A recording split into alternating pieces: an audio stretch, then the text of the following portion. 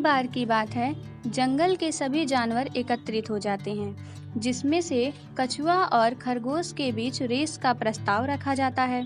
कछुआ बहुत उदास हो जाता है क्योंकि उसे पता है कि वह बहुत धीमी गति से चलता है, लेकिन खरगोश बहुत ही खुश हो जाता है क्योंकि उसे पता है कि वह तेज दौड़ लेगा और खुद जीत जाएगा रेस को।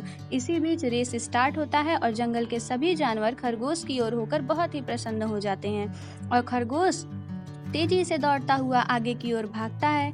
और जैसे ही वह भागता है तो कछुआ के मन में आता है, मैं तो बहुत धीरे चलता हूँ, मैं रेस कैसे जीत पाऊंगा।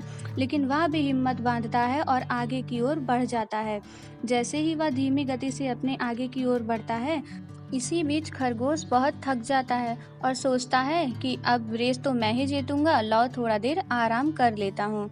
और वह सो जाता है और कछुआ जो है वो धीमी गति से आगे खरगोश तक पहुँच जाता है और खरगोश आँख खोलकर देखता है तो सोचता अभी कछुआ यहीं पर पहुँचा है, लाओ मैं थोड़ा सा और सो लेता हूँ। और इसी बीच कछुआ धीमी गति से चलते हुए फिनिश लाइनिंग तक पहुँच जाता है और पहुँचने के बाद सभी जानवर उसके लिए क्लैपिंग करते हैं। लेकिन जो खरगोश है वो तो उदास हो जाता है और उसे पता चलता है कि हमें कभी भी अपनी योग्यता पर घमंड नहीं करना चाहिए और कछुआ जो है वो बहुत ही खुश हो जाता है।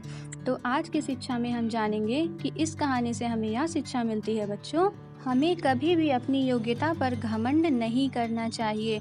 हमें कभी भी दूसरों को अपने आप से कम नहीं समझना चाहिए।